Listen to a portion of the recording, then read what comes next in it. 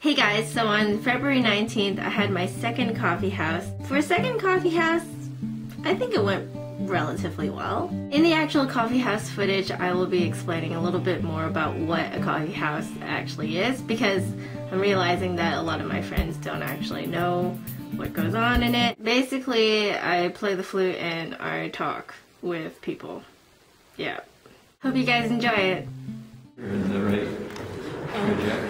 Okay, it's alright. I'm the person You filming okay? myself too. You okay? The way I film all my video vlogs. Thanks for coming out to my little coffee house show today. We'll be hosting actually 2 interviews with Veronica and with Sarah. So just to kind of give you a heads up, this is not your typical classical music concert. Oh, by the way, you can always get up and get food if you want, okay? There's totally no rules saying that you have to stay in your seat the whole time I'm talking or playing. If you look over there, I have a little ghetto shoebox. All of your donations in there, 30% will go to a charity, and this time it is a charity that is through Broadmoor Baptist actually, who they let me rent this space. There is a woman that they're associated with in Rwanda called Alivera,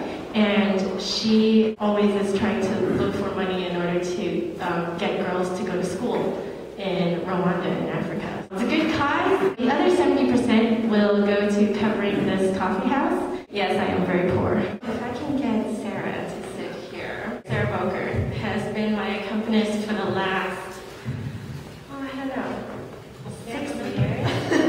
Ever since I moved up, really. And I'm having microphone issues, can you tell? Okay, so you're an accompanist, like that is kind of your main job, right? Yes. Do you remember the first time you accompanied someone?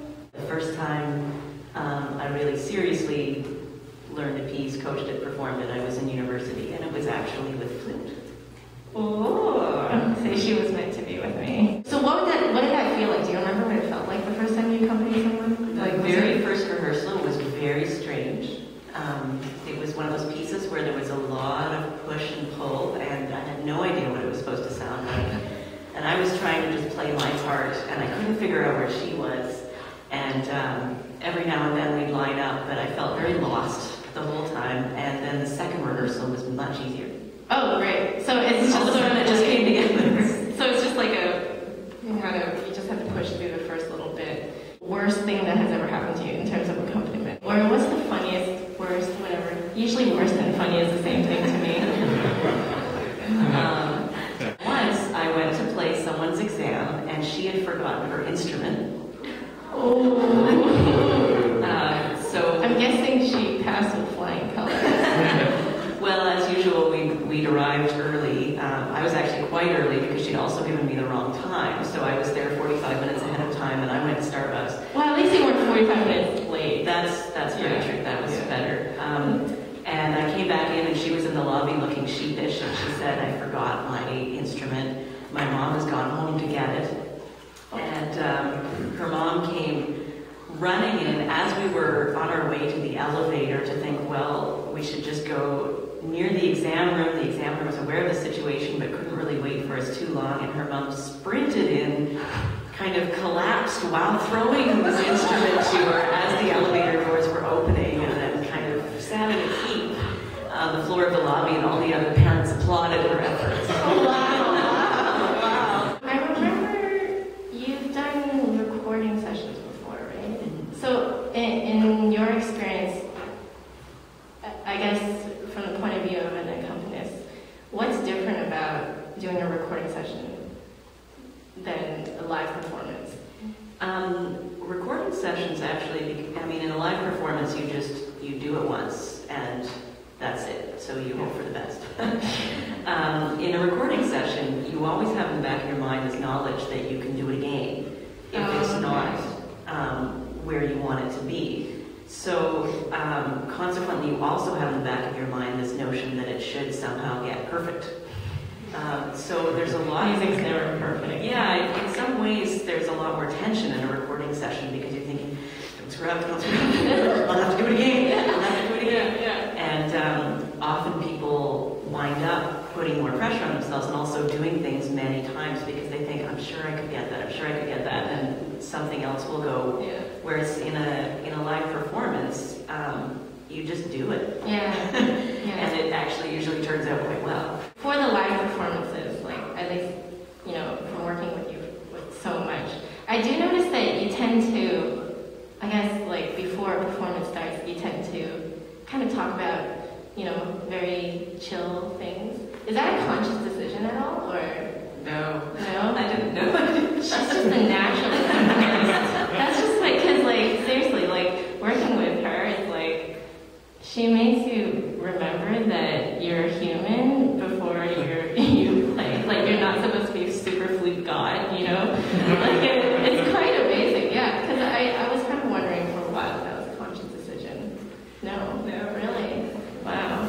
Because everybody thinks that of you. Yeah, everybody's like, she's so chill, it's amazing. So, why don't we talk about the piece we're about to play? This is the Golden Flute Concerto. Yeah, written by Chen Yi. We started playing it last year. Yeah, around this time, yeah. I picked it out randomly from the library, and I thought it looked cool, and it was called the Golden Flute Concerto. I mean, like, you can't get more cool than that, right? Picked up the part, and then I gave you the part, right? It turns out that her part is a piano reduction of an entire orchestra score. You had to deal with kind of minimizing. Well, it's the sort of piece, some reductions just sound normal on the piano. I mean, there's a melody and there's an accompaniment, but this one, it just sounds so much better in the orchestra because there's different textures and colors that you get from orchestral instruments, and on the piano, some of it just sounds funny. It was not meant to be. If you guys ever actually go on iTunes and buy the only recording that is on iTunes of this, you'll find that it might sound quite different than what we're doing. We're also cutting it up. I don't know why I'm telling you guys this, because I really shouldn't. But we are also cutting out a bunch of bars where, like, a bunch of parts where you have this crazy dense, I don't even know if you can call it melody. It's just the sound. Like, yeah. But it just keeps going. Noise. It's the same thing for a really long time. And yeah. in an orchestra, you would have at least some variation in the sound, but on the piano, it just kind of... It sounds there. Yeah, it's sort of... So you will find that our version is a little bit shorter. It really shouldn't be performed in this space, and I don't know why I'm telling that to you guys, too. It does, I will just say, this piece does work better in an actual hall with, you know, like if you're sitting in darkness and you're watching this person play this, it just works a little bit better. And you're a little further away. Exactly, you're further away, yeah. But the thing is, like, we need these lights on or else we are going to do a very, very fantastic job of improvising.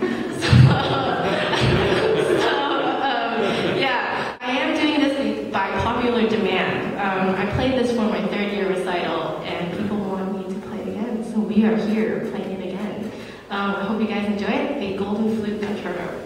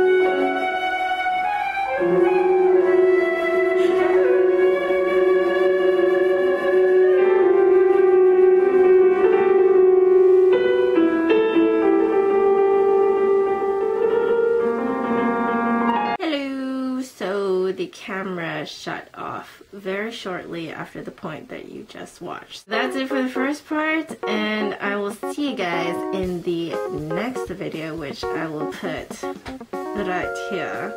Please click this to see my interview with Veronica. See you guys there.